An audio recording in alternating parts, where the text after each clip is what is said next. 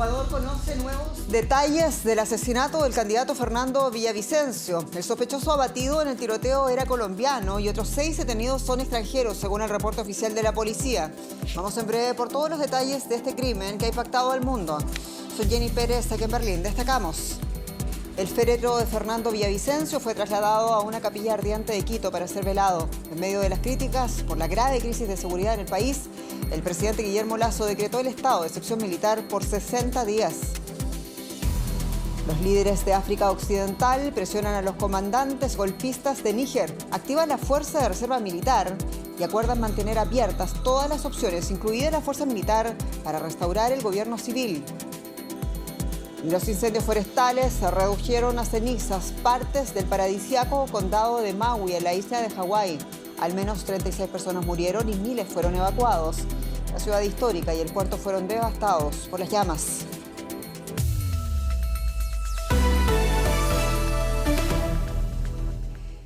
Las autoridades ecuatorianas avanzan en las pesquisas y la investigación de asesinato de Fernando Villavicencio. La policía ha detenido a 6 ciudadanos extranjeros colombianos como presuntos responsables del tiroteo contra el candidato ecuatoriano. El FBI va a ayudar en la investigación de la conexión entre el narcotráfico y este crimen político, cuyo real móvil aún se desconoce.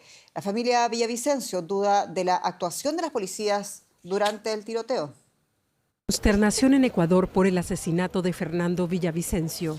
El candidato presidencial ecuatoriano fue asesinado en la noche del miércoles en Quito. Patricia Villavicencio, hermana del candidato y presente en el lugar del asesinato, en shock. Yo estuve atrás de mi hermano y ese momento era como una luciérnaga de balas, lo único que hice, y le dispararon a una amiga que estaba conmigo.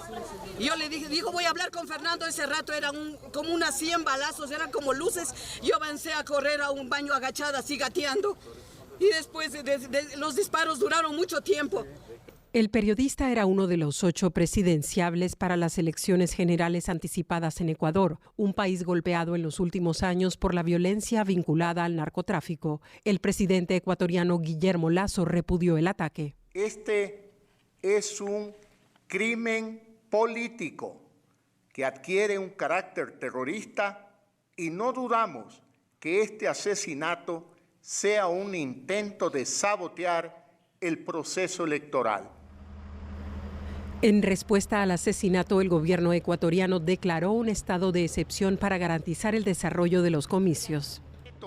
Que declara el estado de excepción por 60 días.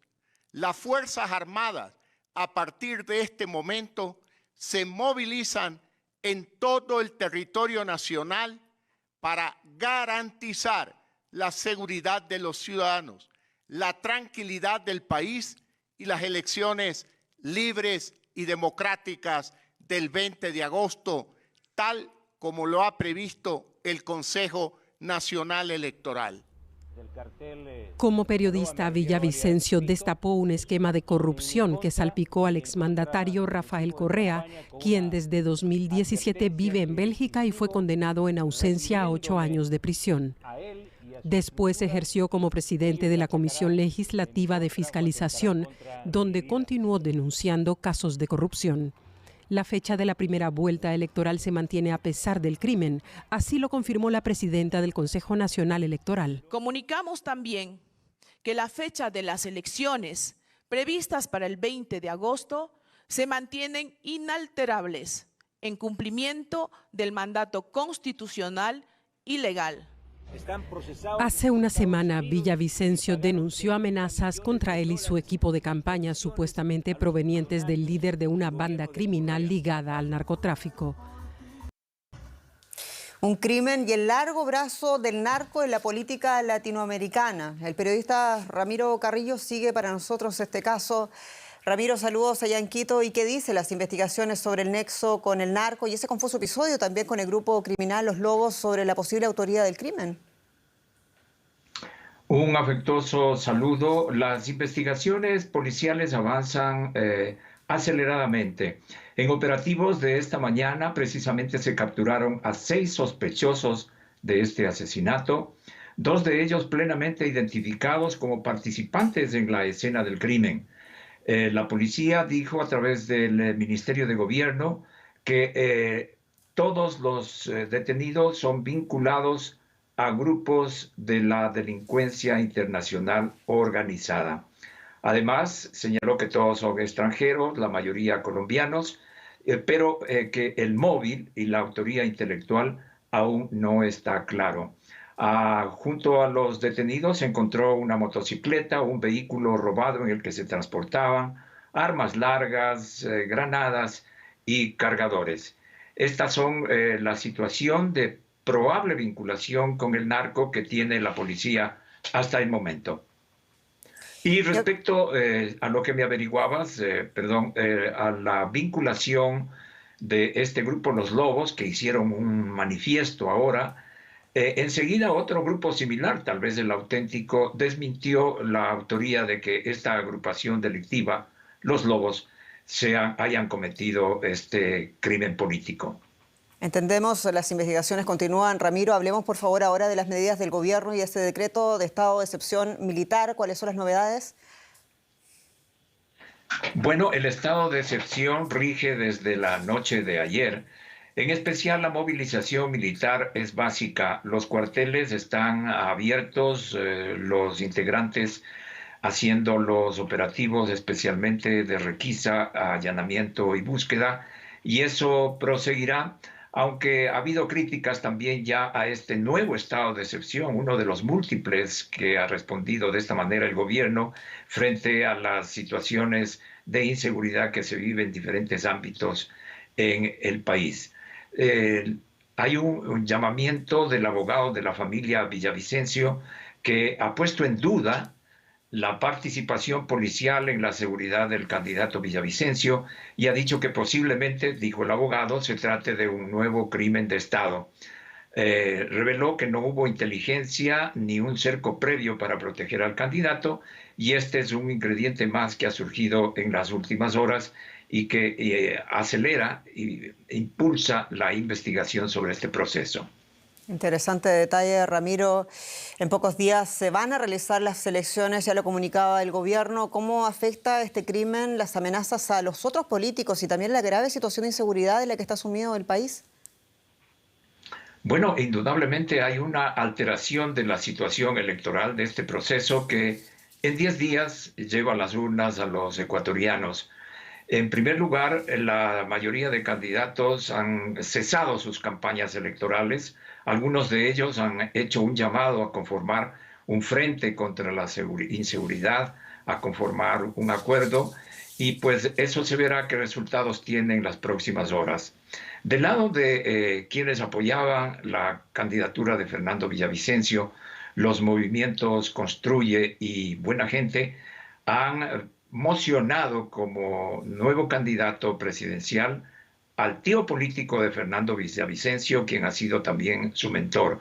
Se trata de Galo Valencia, quien ha acompañado a Fernando en los primeros lapsos de esta campaña. Esto también se oficializará en las próximas horas por parte de estos movimientos. Indudablemente, este crimen va a ser parte de la plataforma de campaña en cualquier sentido que veremos y escucharemos los ecuatorianos en los próximos días antes de ir a las urnas. Ramiro Carrillo, muchas gracias por estas informaciones allá en Quito. Siempre a las órdenes. Hasta pronto. Y condena mundial por el asesinato del candidato ecuatoriano. La ONU exigió que sus responsables rindan cuentas para salvaguardar la democracia.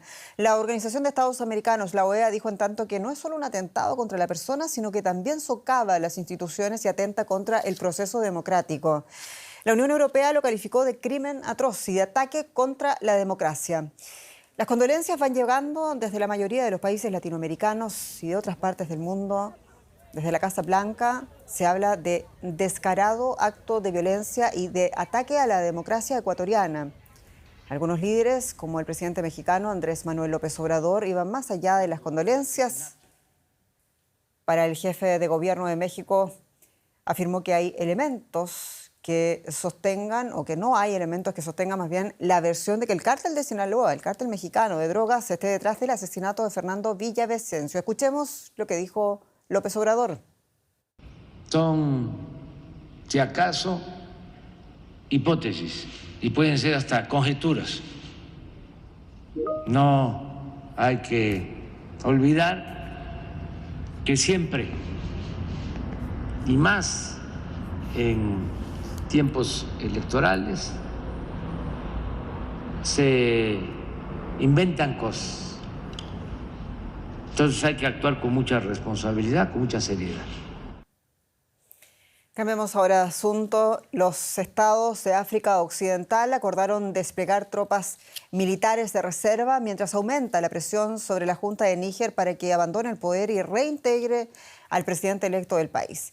Los líderes de la Comunidad Económica de los Estados de África Occidental se reunieron en Nigeria en cumbre para discutir los próximos pasos luego de que los militares se negaran a dejar el poder. Si bien insisten en una solución pacífica, demandan el retiro de los militares golpistas y no descartaron el uso de la fuerza militar para restaurar la democracia en Níger. Los líderes de África Occidental llegaron a Abuya para preparar su próximo movimiento. Esta cumbre de urgencia fue convocada después de que la Junta Militar de Níger ignorara el ultimátum de revertir el golpe. El grupo resalta que todos los esfuerzos diplomáticos para resolver esta crisis han sido rechazados por los líderes militares. Por eso, sus integrantes aseguran que incrementarán la presión para restablecer la democracia. Ordenaremos al Comité del Estado Mayor de la Defensa que active de inmediato la fuerza de reserva de la CEDEAO. Ordenamos el despliegue de esta fuerza para restablecer el orden constitucional en la República de Níger. Pero aún no está claro cómo se conformará esta fuerza de reserva que puede tardar semanas o más en constituirse. El bloque también ha reiterado su disposición a buscar una solución pacífica. Horas antes, la Junta Militar anunciaba por televisión un nuevo gobierno. Mientras, crece la preocupación por el estado del presidente derrocado Mohamed Bazoum, que se encuentra bajo arresto domiciliario. Según informes recientes, el presidente Mohamed Bazoum y su familia viven sin electricidad, agua, comida ni medicinas. Y les digo lo siguiente, la Secretaría General está muy preocupada por esas deplorables condiciones de vida en que estarían viviendo el presidente y su familia, detenidos de forma arbitraria por la Guardia Presidencial de Níger. Ante el bloqueo político, la población de Níger se muestra cautelosa. Después del golpe de Estado, nuestro país está viviendo una situación realmente mala. ¿Por qué lo digo? Donde quiera que se mire, no hay electricidad. Creo que es mejor un acuerdo político que actúen los políticos y no una intervención militar. Las duras sanciones impuestas a Níger generan continuos cortes de electricidad e interrupciones en las cadenas de suministro. Pero lo que mayor incertidumbre genera a los nigerinos es no saber qué les deparará el futuro. Este es un conflicto que parece lejano, pero lo que está en juego debería importarnos a todos. Y por eso queremos ampliar la perspectiva con la señora Hilda Varela Barraza, quien es investigadora de estudios de Asia y África del Colegio de México. Muy bienvenida. Y comienzo preguntándole, porque expertos aseguran que lo que realmente estamos viendo en Níger es una extensión de la pugna de poderes entre Occidente, en este caso representado por Francia, y por Rusia en el llamado nuevo orden mundial tras la invasión en Ucrania. ¿Usted está de acuerdo con ello? En parte es cierto que puede ser considerado como una extensión de la guerra entre Occidente y Rusia, pero también es importante tomar en cuenta que hay países de África Occidental y de otras partes del continente, por ejemplo, Argelia y Chad, que se sienten amenazados por la presencia rusa en el continente africano. Y estos países realmente lo que defienden son sus intereses vitales. También no debemos olvidar que existen en muchos de estos países movimientos musulmanes radicales armados que rechazan la presencia rusa, pero también la occidental. Y estos grupos armados no son fáciles de derrotar, no son fáciles de controlar. Entonces serían muchos frentes en un momento dado y estos frentes de alguna forma internos, regionales, están en contra de la presencia rusa. Se sienten afectados por la presencia rusa. Doctora Varela, aunque insiste en la vía diplomática, los países de la CEDEAO activaron su fuerza militar de reserva y aquí le pregunta, ¿cree usted en ese escenario que los países de África Occidental terminen por forzar la salida de los comandantes golpistas en Níger? Creo que es muy difícil optar por una salida violenta, por una intervención militar. Ahorita considero que es absolutamente inviable. Aquí es importante tomar en cuenta que no es tan fácil. Una guerra en esta zona tendría altos costos económicos, políticos, sociales para todas las partes involucradas e incluso seguramente habría repercusiones a nivel internacional. Son países que en África tienen un peso importante. Entonces, considero que no es viable por ahí esa salida. Pero también es importante tomar en cuenta que aparentemente la Junta se está consolidando, no lo sabemos en realidad, pero por otro lado, podría darse el contexto de que dentro de la propia Junta exista una fractura y esta fractura podría ser propiciada por acercamientos de gobiernos de otros países con miembros de la Junta y allí provocar una fractura. Me parece que una de las salidas podría ser esa, que ya la hemos visto en los casos de África. De ahí en fuera, subrayo, la intervención militar sería absolutamente temeraria, muy riesgosa y no sabemos, sería un conflicto muy difícil de volver a desactivar. Sería una situación muy difícil. Además, por ejemplo, Rusia quiere demostrar a nivel internacional que todavía tiene presencia en alguna parte, concretamente en África, y además Rusia quiere evitar que los recursos estratégicos que hay en esa zona lleguen a manos de los occidentales, y también, obviamente, Rusia quiere apropiarse de estos recursos. Entonces, como hay recursos estratégicos tan importantes de por medio, una guerra, un conflicto, desencadenar un conflicto militar en esta zona, subrayo, sería absolutamente temerario y no lo considero viable. Hilda Varela Barraza, investigadora del Colegio de México, muchas gracias. Gracias. Y cambiamos ahora de frente, hablamos de economía y mi colega Rosa Casals, bienvenida. ¿Qué tal, Jenny? Pues hablamos de la inflación en Estados Unidos porque tras 12 meses consecutivos de caídas, la tasa subió en julio situándose en el 3,2%, pero el aumento mensual fue solo del 0,2% y ese dato indica que la inflación no está repuntando. Eso sugiere que la Reserva Federal podría optar por no subir el tipo básico de interés el próximo mes de septiembre. La vivienda representó más del 90% del aumento de los precios en julio. La inflación subyacente, que excluye los precios de la energía y los alimentos, se moderó por cuarto mes consecutivo. Los mercados reaccionaron de forma positiva a estas cifras. El rublo parece seguir en picada debido a las sanciones impuestas por Occidente. En lo que va de año, la moneda rusa se ha depreciado un 23% frente al dólar. La reducción de ingresos por la venta de productos energéticos hacen mella en la moneda rusa, pero además hay otros factores, como el aumento del gasto público y la fuga de capitales con empresas extranjeras que retiran sus inversiones del país. El rublo está muy cerca de llegar nuevamente a su punto más bajo, el alcanzado en febrero de 2022, tras el inicio de la invasión a Ucrania. Para entender un poco mejor este desplome del rublo, tenemos con nosotros al economista Daniel Suchar, que nos acompaña desde San José, Costa Rica. Daniel, un saludo. ¿Qué es lo que ha llevado a esta caída de la moneda rusa a niveles que no veíamos desde el comienzo de la invasión a Ucrania?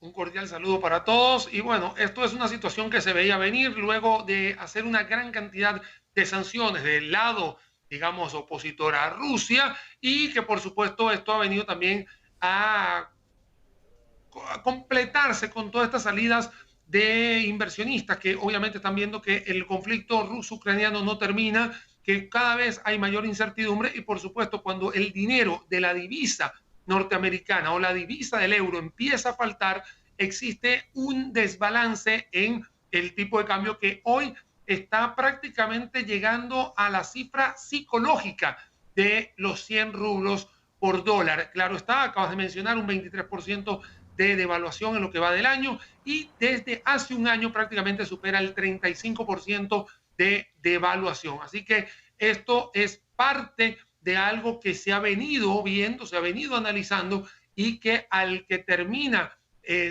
obviamente afectando más es al ciudadano de pie, que cada día las importaciones se le están haciendo más caras y al inversionista ruso que quiere exportar, lamentablemente no factura, no puede traer divisas y mantener un tipo de cambio mejor al que se está dando hoy en día.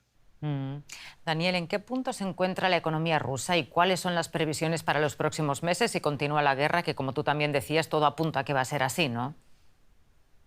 Lamentablemente, y soy de los que quiere que la guerra termine, pero bueno, por la víspera sacamos el día y no va a ser pronto digamos, bajar las armas en lo que está sucediendo en Rusia, y esto hace de que, por supuesto, se le ponga una proyección bastante conservadora al crecimiento de la economía rusa. Claro, está teniendo este problema de la devaluación digamos, de rublos. No es un termómetro favorable para la economía rusa, que ya viene decayendo y que cada día está viendo cómo muchos de los países europeos ya han buscado su plan A, plan B y plan C para mitigar todas esas dependencias, más que todo hidrocarburos y algunos productos agrícolas, como podemos decir arroz, trigo, soya. Entonces has dado la evidencia de que los rusos cada día se están quedando más solos para poder desarrollar una economía más favorable y, por supuesto, como decía en la anterior participación,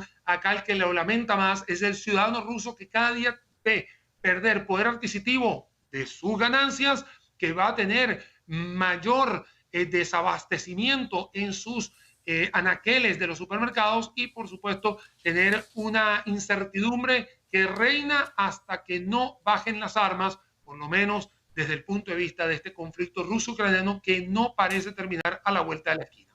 Palabras muy claras. Muchísimas gracias por tus valoraciones sobre la depreciación del rublo. Daniel, un saludo. Saludos a ustedes. Y aquí seguimos con otras noticias internacionales. Jenny. Más catástrofes, Rosa. El presidente de Estados Unidos, Joe Biden, puso en marcha al ejército para combatir los incendios forestales que arrasan la isla hawaiana de Maui. Al menos 36 personas murieron, cientos de edificios quedaron totalmente destruidos y más de 2.000 residentes tuvieron que evacuar rápidamente sus hogares. Se cree que el número de víctimas mortales podría aumentar porque el fuego sigue arrasando Maui y la cercana Isla Grande. Un paraíso perdido. La única forma de escapar de las llamas en la turística Lahaina fue por mar. Algunos esperaron hasta el último momento para huir. Si aún hay alguien por aquí, el fuego está en la calle Front. Es hora de salir. Fui el último en dejar el muelle. Cuando la bola de fuego atravesó el emblemático Baniano y se lo llevó todo, corrí tras él con todas mis fuerzas. Ayudé a todos los que pude en el camino. Hay que saber cuándo hacerlo. El fuego arrasó la zona turística sin previo aviso. Muchos de estos edificios ya no existen. Según los testigos, gran parte de Lahaina quedó reducida a cenizas.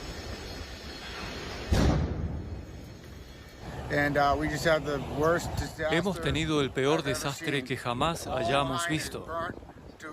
Toda la Lahaina está calcinada. Es como un apocalipsis. Las tareas de evacuación se vieron afectadas por cortes de electricidad y de teléfono. Carreteras cortadas por las llamas. Expertos en incendios dicen que a la isla de Maui no le quedaba sino arder. La sequía dejó los densos matorrales secos y el paso del huracán Dora propició la tormenta de fuego perfecta. Cuando nos preparamos para un huracán, esperamos que llueva. A veces esperamos inundaciones. Nunca anticipamos en este estado que un huracán que nunca impactó en nuestras islas provocaría este tipo de incendios forestales. Incendios que arrasaron comunidades, negocios y destruyeron hogares.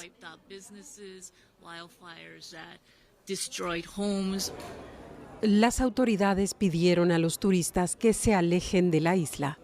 Miles de personas se refugiaron en el aeropuerto a la espera de ser evacuadas. Íbamos a ir a Grecia este verano, pero allí hay muchos incendios forestales. Por eso nos fuimos a Grecia y llegamos acá y hay incendios forestales. Hawái es uno de los últimos lugares afectados por temperaturas extremas. Los científicos dicen que el mundo vivió el mes más caluroso de su historia, agravado por el cambio climático provocado por el hombre. Más noticias internacionales a continuación. Ucrania ha anunciado la apertura de un corredor humanitario para evacuar docenas de cargueros atrapados en los puertos del Mar Negro. Sin embargo, la Armada ucraniana advierte de los riesgos que implican las minas y los ataques rusos. Moscú ha intensificado los ataques a puertos ucranianos desde su salida en julio del acuerdo que permitía la exportación de grano ucraniano. Polonia desplegará hasta 10.000 soldados en su frontera con Bielorrusia por motivos de seguridad. La llegada de mercenarios rusos del grupo Wagner a ese país aliado de Moscú ha desatado preocupación en Varsovia. El líder bielorruso, Alexander Lukashenko, ha declarado en reiteradas ocasiones que está frenando a los combatientes de Wagner que quieren atacar a Polonia. El fiscal especial estadounidense Jack Smith solicitó a un juez que el juicio contra Donald Trump comience el 2 de enero. El expresidente estadounidense ha sido acusado de conspirar para anular su derrota en las elecciones de 2020. Si se aprueba la petición del fiscal, el juicio comenzaría 2 semanas antes de las primeras votaciones para designar al candidato republicano a las presidenciales de 2024. La entrega de los premios Emmy ha sido aplazada casi 4 veces debido a las huelgas de actores y guionistas de Hollywood. La principal noche de la industria televisiva, que suele celebrarse en septiembre, tendrá que esperar ahora hasta mediados de enero. Las huelgas impiden que las principales estrellas y los nominados asistan al evento. Virgin Galactic, la empresa del multimillonario Richard Branson, ha lanzado su primer vuelo comercial con turistas al espacio y vamos, claro, por las imágenes.